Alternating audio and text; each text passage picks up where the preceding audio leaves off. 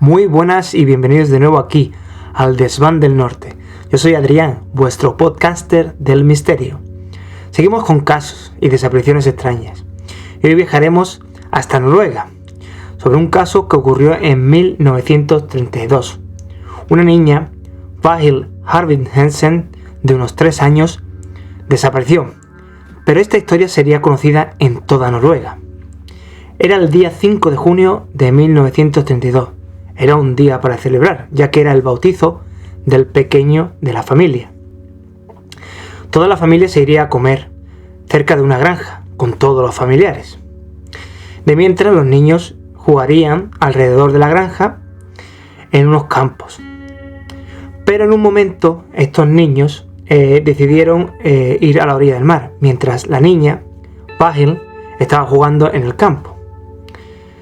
Pero en un momento los niños se dieron cuenta que la pequeña había desaparecido. Y de repente pues fue toda una pequeña tragedia, ya que en unos 10 minutos se organizó una búsqueda. Tanto como parientes y amigos fueron a buscarla. Se estimó que alrededor de unos 200 buscadores fueron a buscarla. Llegó el anochecer y no dieron con ella, aunque encontraron su pañuelo y luego más tarde en la ladera un pequeño zapato. Varios del grupo de búsqueda decidió escalar la montaña y así investigar si la niña se encontraba por ahí cerca. El grupo de hombres jóvenes les tomó más o menos 1 hora de caminata sobre piedras afiladas del borde del camino. Por supuesto, no estaban preparados para hacer esa caminata. Todavía tenían la ropa de la fiesta que habían organizado, del bautizo del pequeño niño. Así que imaginaros la caminata que tuvieron que realizar. Una vez que llegaron a la cima, uno de los buscadores pues vio un pequeño hueco en el que decidió investigar. Así que uno de los hombres se montó encima del otro, en sus hombros, para ver qué había en ese pequeño agujero o especie de refugio. Fue tal la sorpresa que cuando asomó la cabeza, encontró en esta pequeña cueva al ver a la niña, parada y asustada. Se las arreglaron para convencerla, para que saliera de ese escondite, ya que estaba totalmente aterrada. La trajeron de vuelta sana y salva. Solo tenía unos pequeños rasguños, pero físicamente estaba bien. Solamente quizás la rasgada en el pecho y por supuesto que no tenía un zapato, el cual perdió. Llevaba unas 7 horas desaparecida. A la hora de preguntar de cómo llegó a la cima de esa montaña, solo imaginaros que, por ejemplo, para estos rescatistas el llegar a la montaña les fue difícil, tardaron alrededor de 1 hora y aparte destrozaron sus zapatos.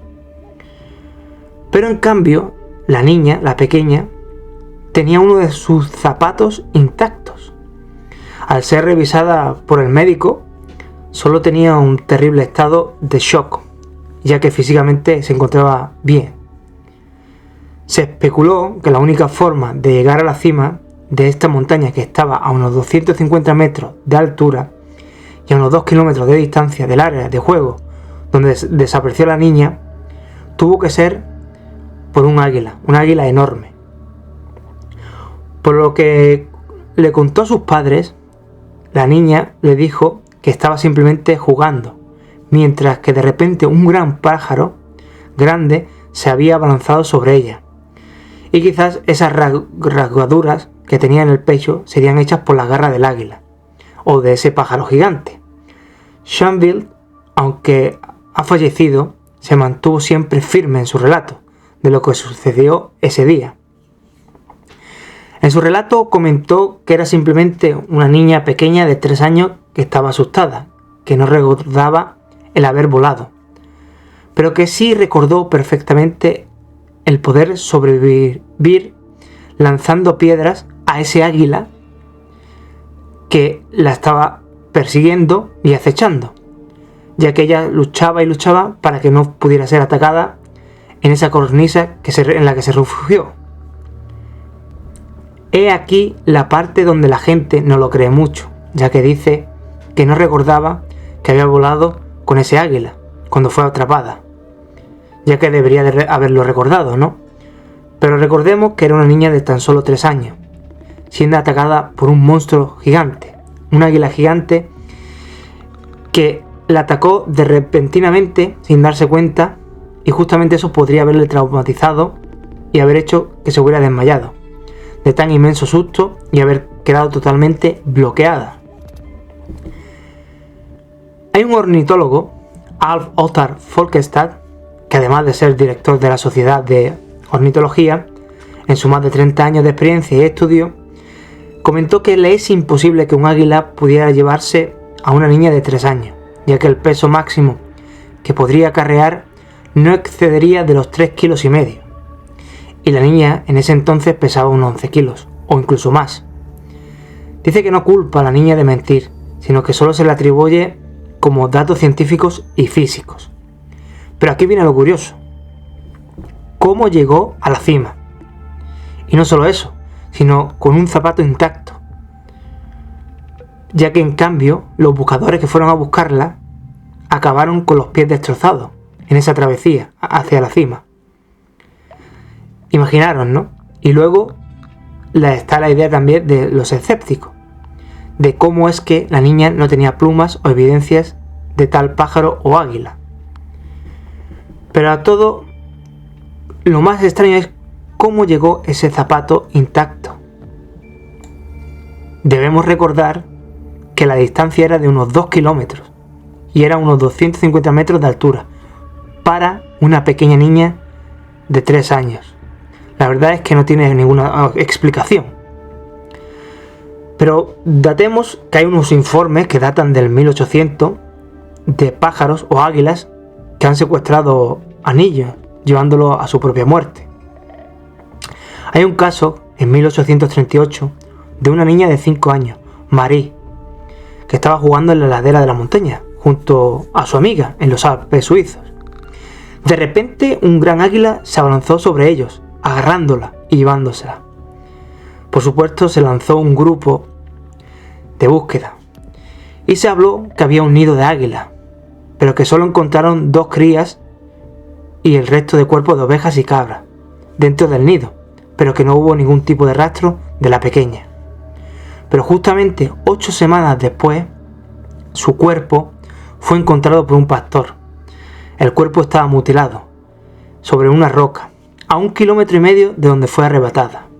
Otro caso, el de un investigador, Bob Ricard y John Mitchell, en 1950, sobre un peñasco desolado en los Alpes franceses, un guía de montaña encontró el esqueleto de un niño. Los restos habían sido identificados como el de un niño de 4 años y que había desaparecido de un pueblo cercano 3 años antes. No pudo llegar allí de ninguna manera, por lo que se especuló que tuvo que ser un águila gigante que lo llevó hasta esa cornisa. Dado mi opinión, pienso que un águila puede llegar a atrapar a un niño pequeño, de entre 3, 2, 5 años, incluso 8, 10 podría ser. La fuerza que tiene un águila de agarrar a una persona, a un niño, puede ser bastante fácil.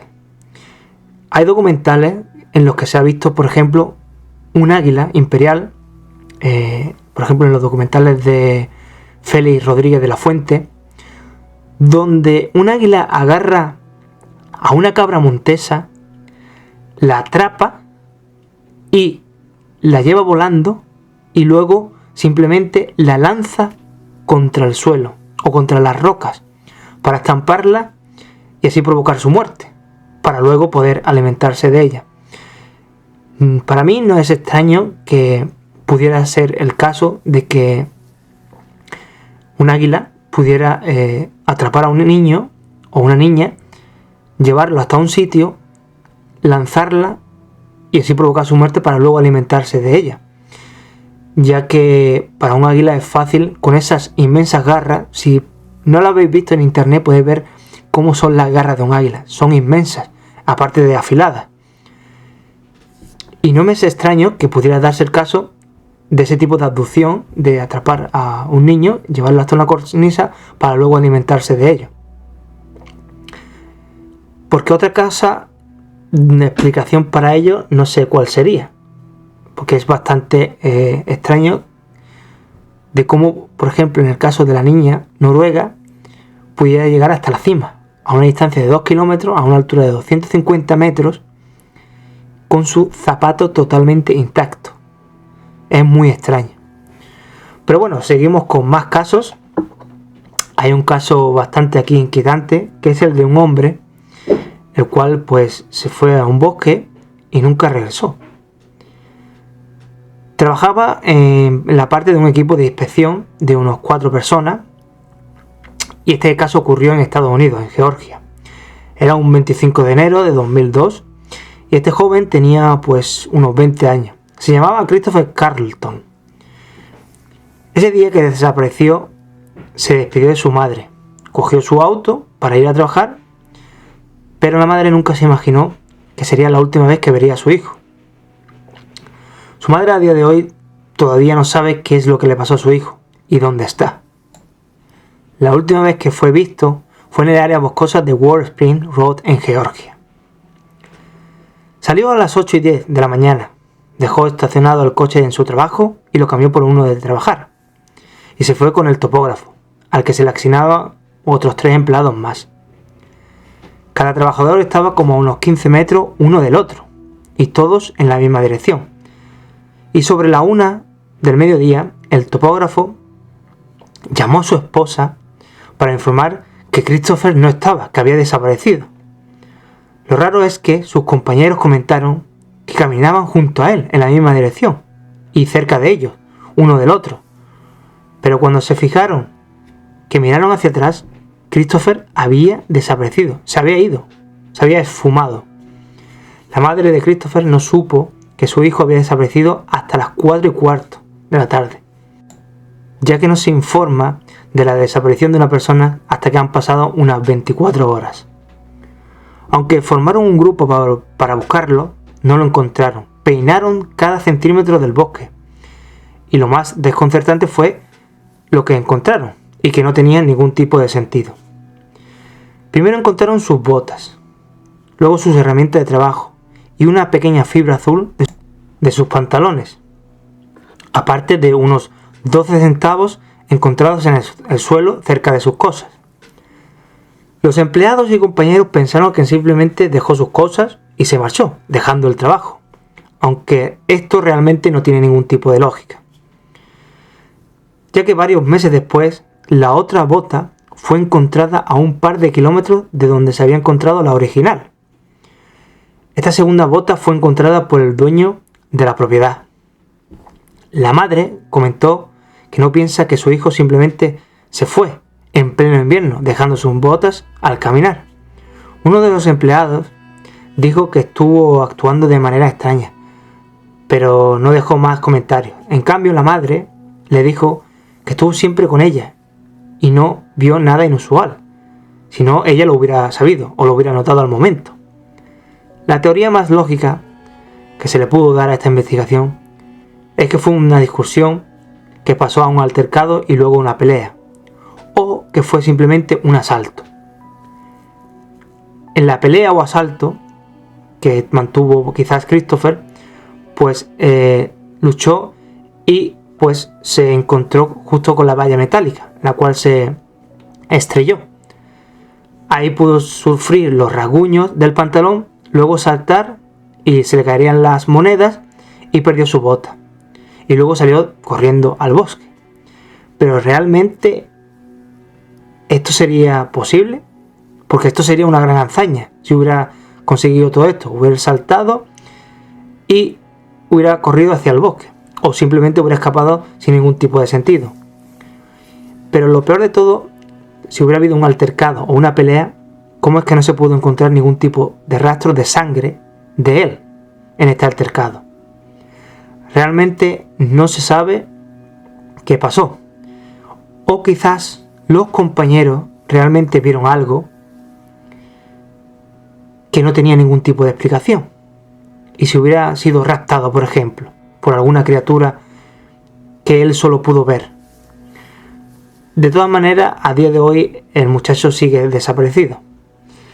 Una de mis opiniones en este tipo de casos de desapariciones extrañas que no tienen ningún tipo de sentido, hay otros casos donde hablan de una especie de depredador o predator, ¿no? Si habéis visto la película Depredador, habéis visto que utiliza como una especie de camuflaje que no se ve, y se han reportado varios casos sobre esto, en los cuales hablaré más adelante, de una especie de criatura camuflada con el entorno, con una agilidad increíble, moviéndose por el bosque y acechando, y lo único que se le podía ver eran esos ojos, unos ojos amarillentos que eran como si estuvieran iluminados.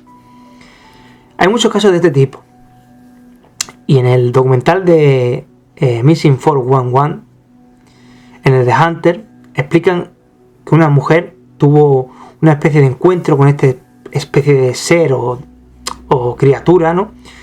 Con ese tipo de camuflaje. Y es bastante extraño, ¿no? Que justamente aparezcan también algún otro tipo de factores de lo que habla David Paulides. Para mí, en opinión, no tiene ningún sentido, no tiene ningún tipo de sentido esta desaparición, ya que ¿por qué dejaría el trabajo? Se adentraría en el bosque y era como pleno invierno, hacía frío. Y más caminando y dejando sus botas. No tiene ningún tipo de explicación. Para mí es que algo lo secuestró, algo que no comprendemos todavía, y que fue abducido de manera violenta, ya que para cruzar esa valla tuvo que ser arrastrado de algún tipo de manera para poder dejar los pantalones de vaqueros, tipo de partes de su pantalón, ¿no? En la valla. Pero como ya digo, tuvo que ser algo que lo arrastrara hacia el bosque, y en cuestión de segundos, porque si no habría otro tipo de explicación, ya que sus compañeros estaban muy cerca de él, estaban uno cerca del otro a unos 15 metros, 10 metros, no mucho, y en la misma línea y en la misma dirección. Pero sigamos más con casos extraños, y este es el de Shannon Shell, que ocurrió en octubre de 1994. Era una mujer de 34 años y que emprendió una caminata de unos 51 kilómetros desde Tank Green Ride hasta Menin Camp, en las montañas Rincón. Simplemente sería un viaje normal, un viaje de una noche, y para pasar un día con la naturaleza. Los buscadores pensaron que no iba bien equipada, sin unas buenas botas de montaña, sin suficiente ropa abrigada para pasar la noche y tampoco suficiente agua. El sendero era de unos 2 kilómetros, en vertical. Además se informó que estaba recuperándose de un ataque de bronquitis o gripe. Eso dijeron los medios.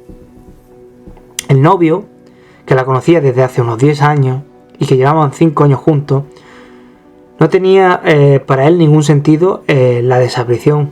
E incluso cuando le comentaron por qué no llevaba una buena equipación, él comentó que ella era una persona bastante confiada y que sabría pues manejarse, ¿no?, en cualquier situación de la caminata que iba a realizar. Dijo que no iría sola, sino que también comentó que iría con unos amigos que ya llevaban preparando esta caminata pues un par de meses antes, aunque en el último momento no pudieron acompañarla. También comentó que una vez se perdió durante 48 horas, unos 2 días, en Santa Ritas, aunque logró pues encontrar el camino de vuelta sana y salva, que volvió sin ningún tipo de preocupación.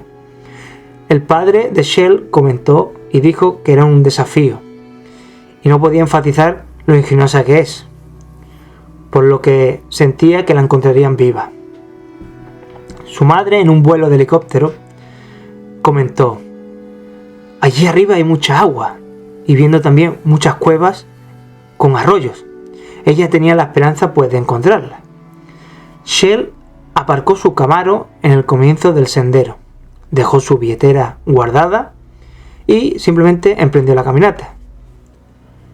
Y desde entonces jamás se supo de ella. Aunque los buscadores encontraron una fogata que podría probablemente ser de ella, y además también algunos de sus artículos que podrían haber pertenecido a Shell, pues no hubo otro tipo de rastro de ella misma. Se involucró mucha gente voluntaria, guardabosques, helicópteros, excursionistas, etc.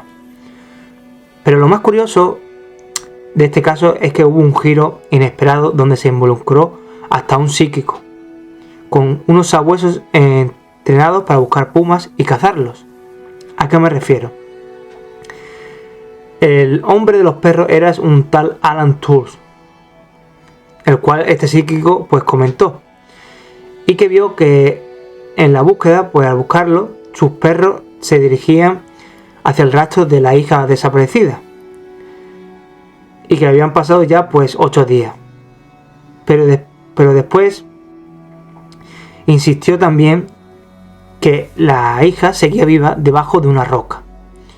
El psíquico también comentó algo de unas palabras sobre King of Clack o a King of Claps, algo raro, ya que Shell trabajaba, ciertamente dicho, en un club llamado así, lo cual fue por una sorpresa. El psíquico no tenía ni idea ni conocía al novio ni a la familia desaparecida, lo cual fue bastante sorpresivo que pudiera coordinar y acertar pues todo lo que había relatado este psíquico.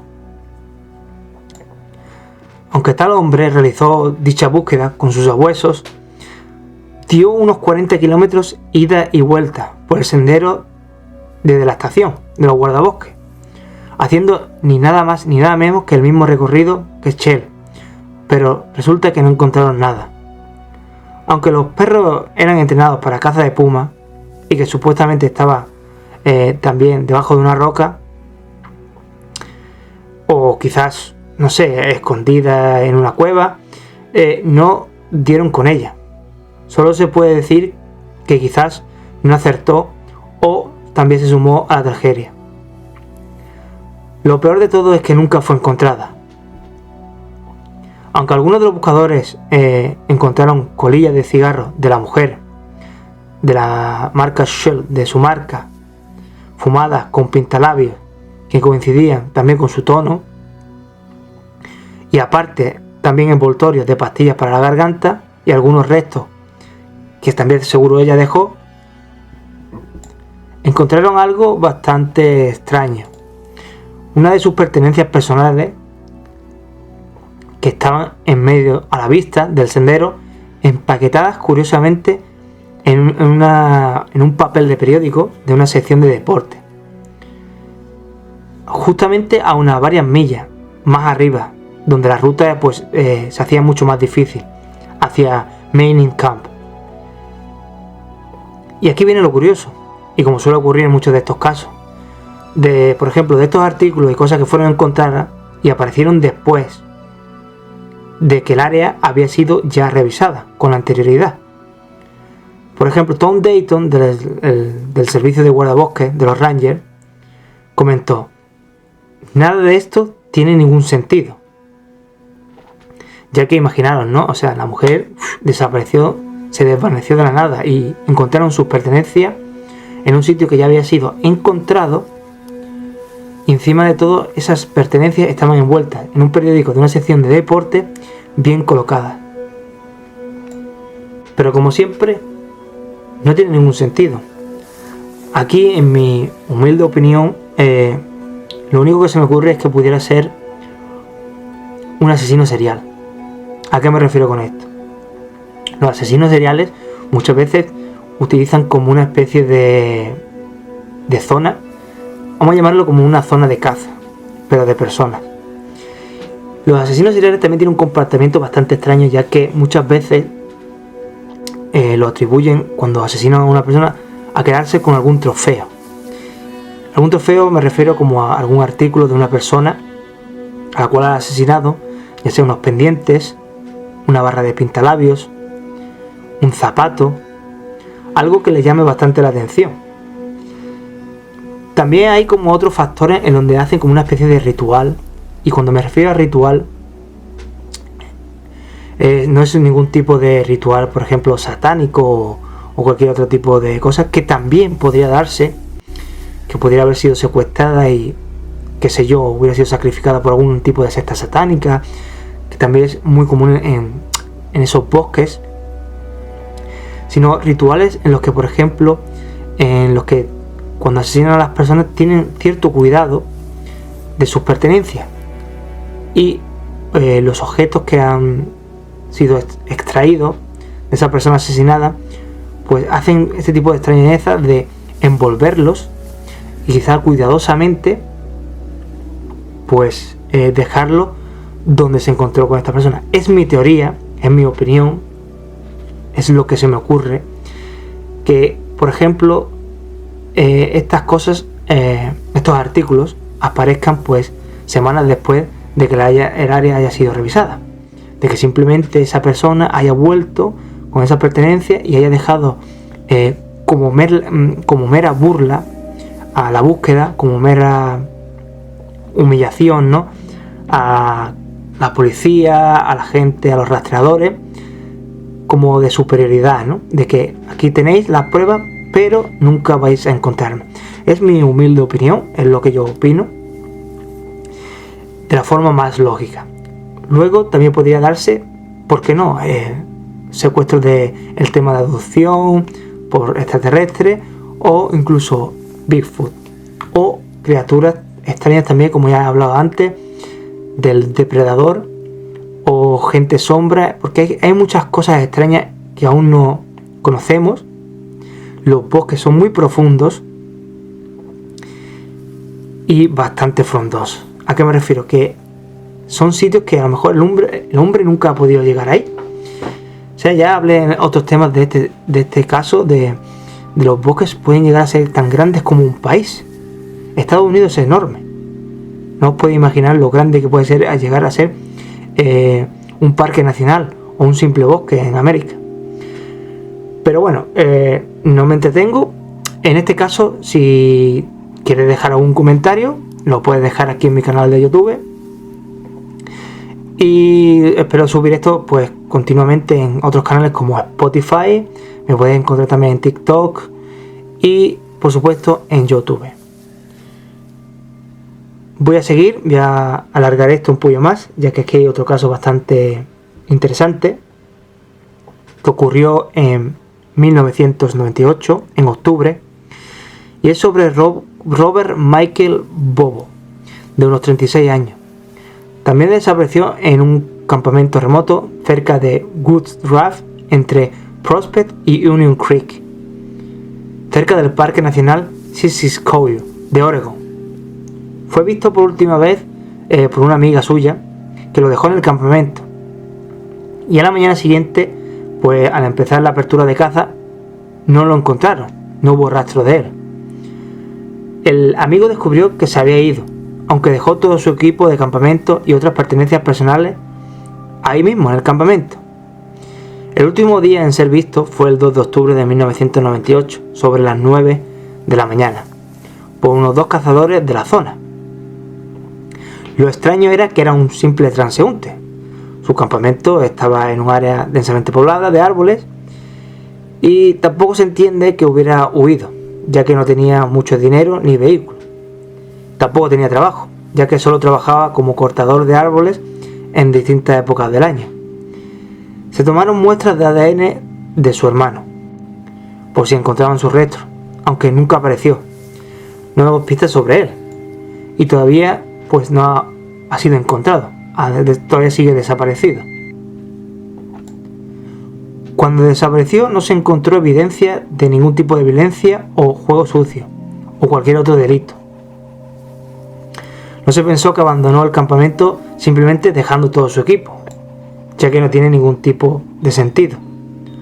Estaba acampado cerca del lago del cráter, a 1 hora de distancia, donde también ha sido pues un área donde han reportado muchas desapariciones extrañas de campistas y excursionistas. Desde entonces no se ha vuelto a saber nada de Robert, ni encontrado sus restos, tampoco su ropa y ninguna pista que pudiera decir qué le ocurrió exactamente.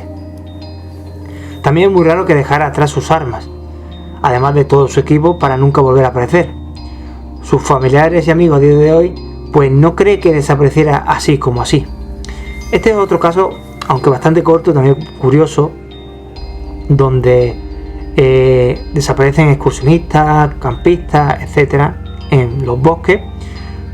Pero justamente el sitio que os voy a comentar, que es un lugar bastante extraño, en el cual hablan los nativos americanos también, y no les gusta hablar mucho de ese área, que es un área que donde es un cráter de un volcán que por supuesto está extinto, no está activo, y hablan muchas historias extrañas sobre este área, ¿no?, de las cuales os voy a comentar ahora.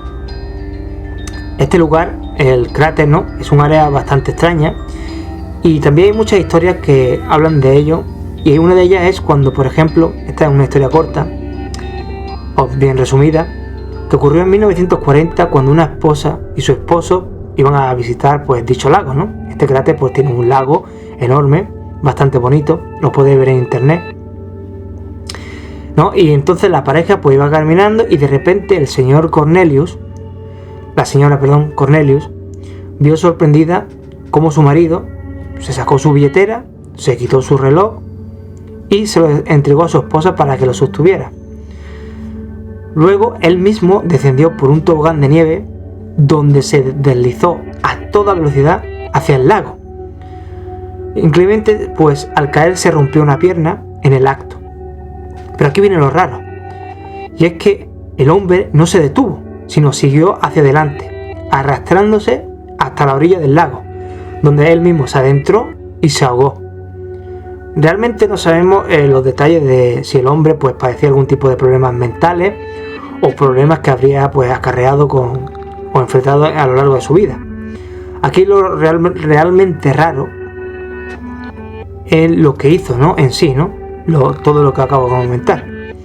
De todas maneras, este lugar, este cráter, en la norma de lo general de personas que desaparecen extrañamente en estas circunstancias, es bastante normal. Incluso se han desaparecido hasta avionetas y aviones en este lugar.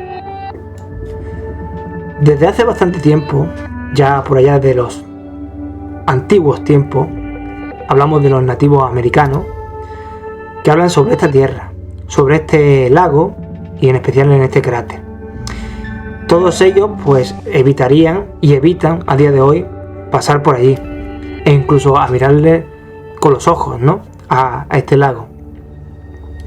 No era más que supuestamente una superstición, sino también este lago tiene algo que atrae a las personas, y ese es azul, ¿no? Tiene un azul profundo, un azul oscuro, que muchas veces pues es incapaz de resistirse, de mirarlo, y se siente como una cierta atracción, ¿no?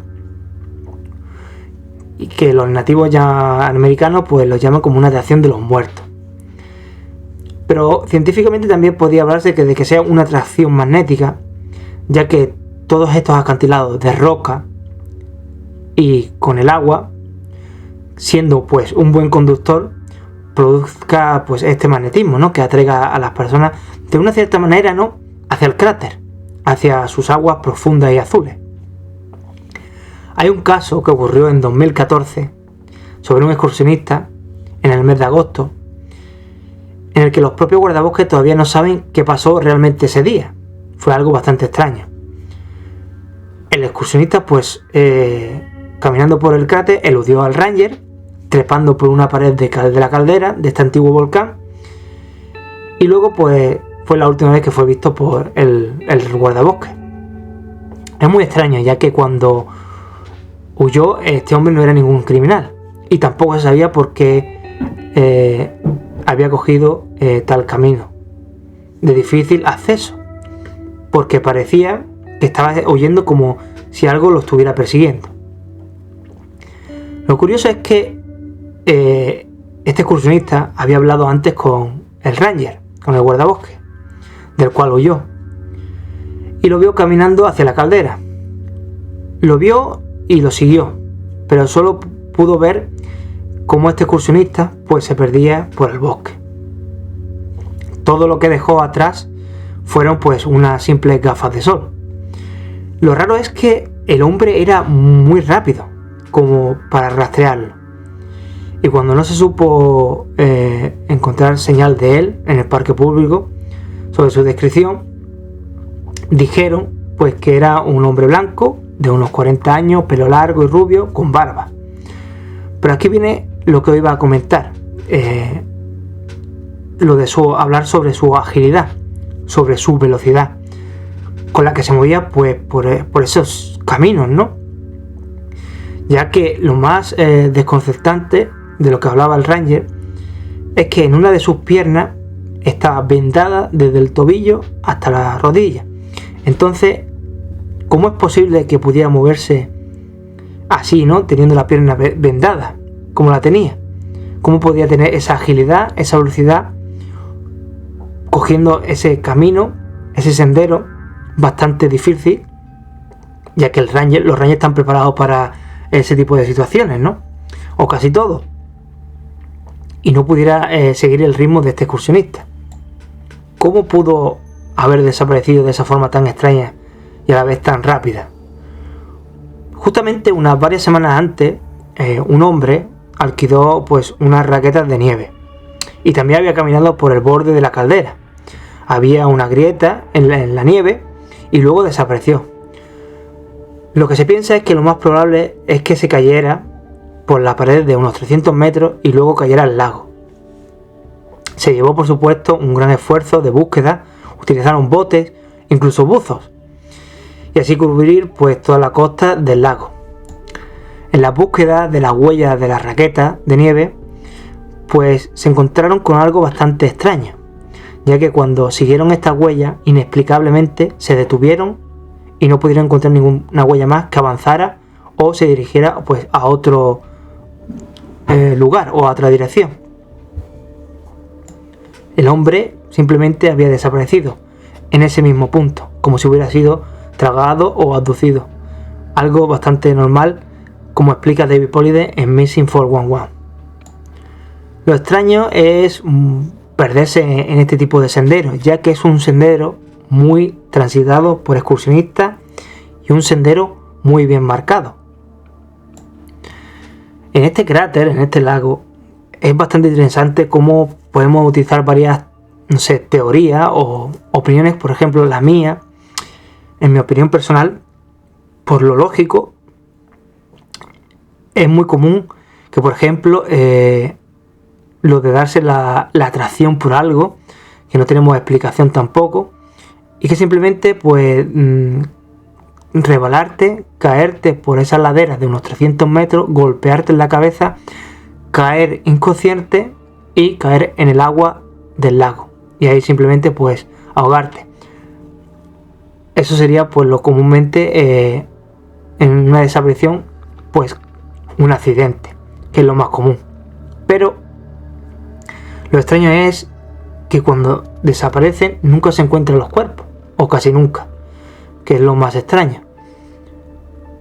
Otra cosa en el que relato que os he comentado antes, el excursionista ese que iba a mucha velocidad con una gran agilidad, pudiera ser de la parte más paranormal, que este guardabosques se hubiera topado simplemente con un skinwalker, o también llamado cambiapieles, que simplemente iba a su lugar natural de origen, el bosque. También podría ser, atacado por extrañas circunstancias de este tipo de skinwalker, que también se da mucho en el folclore nativo americano. Son muchas cosas y bastante extrañas, ¿no?, las que la gente pues normalmente no cree, ¿no? Pero si les preguntara, por ejemplo, a esas personas que han visto este tipo de animales, criaturas, como los skinwalker, que es un tema bastante random, ¿no?, que muchas veces yo, por ejemplo, hablo de esta manera porque me adhiero a las circunstancias, ¿no? Cómo esa persona, qué tipo de lógica pudiera tener ese tipo de agilidad y a la vez de velocidad, porque esas laderas son bastante empinadas y bastante difícil de acceder, para luego dar al bosque, ¿no? Y el guardabosque, pues por supuesto no podía seguir ese ritmo que él comentaba, ¿no? Un ritmo bastante increíble, ¿no? Como si fuera un animal. Es la única opción que se me da en la cabeza, ¿no? O en mis pensamientos, de que eso tenga que ser, pues, un skinwalker. Y que la venda simplemente fuera algo para para ocultar esa transformación, ¿no? De la que se habla. Es un tema bastante interesante el de los skinwalkers. Me gustaría hablar de ello más adelante, pero ahora me estoy centrando en los casos de los que hablamos, y son casos que bastante curiosos, que no tienen ningún tipo de explicación. En muchos otros casos sí hay suerte, como hablaba al principio, en el que tiene un final feliz, donde se puede encontrar a la niña o al niño. Otros casos no hay tanta suerte, ni se encuentran los cuerpos, otras veces se encuentran, pero se encuentran semanas después por un sitio que ya ha sido reviseado. La verdad es que son bastante interesantes. Me gustaría continuar con otro relato, pero este relato interesante es un relato que nos habla un investigador que se llama Harold T. Watkins. Lo comentaré en el siguiente podcast, en la parte número 4. Así que si te interesa, pues, este tipo de casos de desapariciones extrañas, te gustaría dejar, por ejemplo, algún comentario, lo puedes dejar aquí en YouTube. Pero para que yo pueda seguir comentando y relatando mi podcast, simplemente sígueme aquí en YouTube. Estaré en Spotify, en Anchor y en Apple Podcast próximamente, comentando más de este tipo de relatos de desapariciones extrañas. También estoy en TikTok por si me quieren encontrar, y todo con el nombre de El Desván del Norte. Si te ha gustado, pues dale a compartir, sígueme para más podcasts de misterios como este caso de desapariciones extrañas, y abordaremos más adelante muchísimos más temas de los que os hablaré, pero con más detalle.